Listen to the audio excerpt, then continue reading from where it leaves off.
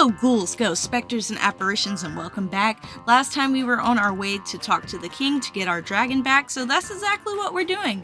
We go up to him and he's pretty much like, I don't smell an imp on you, so you're good. That means you got a job, you can get your dragon back. And we're just like, oh, okay, that's cool and all, but like, how are we gonna revive our dragon? And he's like, oh, you're gonna need a dragon nut.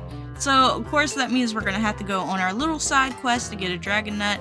We go to our master, who happens to have one, but since we're in the mining course, we're going to have to make sure that we mine up some copper for her, and then she'll give us the dragon nut. Once we obtain it, of course, we're going to go to our bone dragon and give it said nut. That way now he feels good, and we're ready to go, of course. We're saying our goodbyes, and Rim is just kind of like bonding with our dragon and going like she wished that she had more time with us, and we're like, okay, well, alright, it was nice seeing you, bye, we gotta find Edward. We get on our dragon, and of course, there was no way we were going home. It turns out that Auntie Anne, obviously we crashed into her house once we got here, is saying that we still owe her a debt, and of course, we're not going to leave without paying our debt because we are respectable people. So she's like, hey, you guys owe me 10,000 Dosh. You can either help me and I'll give you some money, or you can help some people around town, or you can even change your job. I don't care how you do it.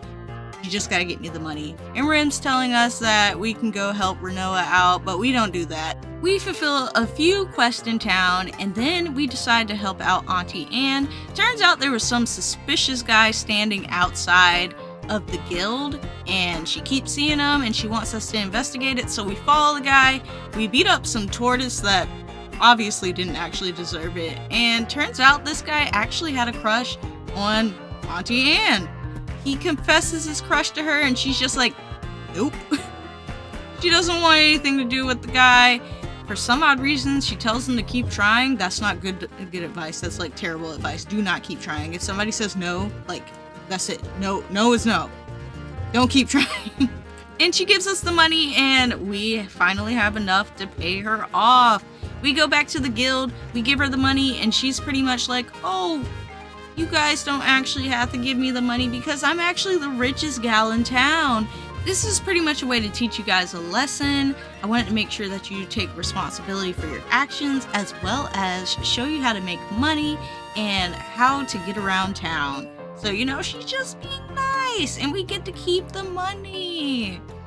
So now we're officially able to leave, but it says that before we leave, we might be gone for a while. So I decided to pick up the woodcutting class because I honestly feel like it's very smart to get gathering classes first, whether it's the mining, the woodcutting, or even fishing.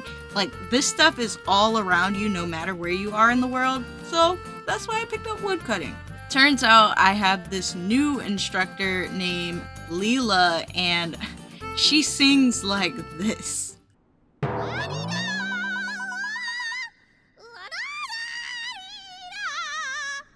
Oh god.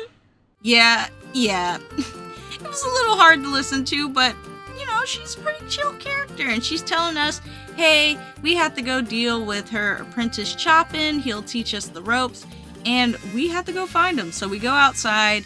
He's out there, and he's like, oh, you were able to endure all her singing? That's crazy. Get me some of this oak wood. That way I know that you know how you're doing your things. So we cut down some trees, and we get the wood, and we bring it back to Chopin, and he's like, hey, you know, that's great. I'm glad that you brought me these, but it's also part of our job to sell it because that's how we make money. We go to the shop, and it's very similar, as I said, very similar to the mining route, because all we do is we go there, we sell the item. Some guy actually needs an item that the guy's not selling. We overhear it. In this case, it's like this special palm wood, and we don't know how to get it because it's not a readily available item. It's an item that's only for the tutorial, and that's what we're gonna do. So we go ask Leela, hey, where do we get the special palm wood? And she's like, hey, you guys took on the request. You guys gotta figure it out yourselves. So we end up going to this statue that Chopin had to sing to, by the way, and apparently the statue said that his lyrics were bad, but his singing voice wasn't all that bad. Like, and guess what? The palm wood is by the sea, like where palm trees are, like on the coast. So we go and we cut it down. Really, it was just me. It was just me cutting it down. Like, I don't know why I keep saying we. It was just me. I cut down the tree, but we're both going to take the credit. And we go deliver it to Jay, who is the guy that was requesting it. And of course that means, hey, we complete the mission. We did the wood cutting. So now that I got this one, I decided, you know what? It's time to get over to our boy, Skelligan. And guess what? We go back to Spectre, which turns out to be the island that we were on. Riveria the entire time was a Spectre, and now we're in the present, and it looks like the entire town is gone. It's just gone, wiped off the face of the earth. And of course Rim comes out of nowhere and she's just like, help me, Obi-Wan Kenobi. Just kidding, that's not what she said. She actually said this. Please, you must destroy the cog. Save this world. So now we gotta look for that cog that's under the ground apparently. But you know who we find first? Good old Edward, the one that we were looking for all along. And I think this is a good point to stop, guys. That's plenty of information that you guys all just took in this short amount of time. But we'll continue this once again very soon.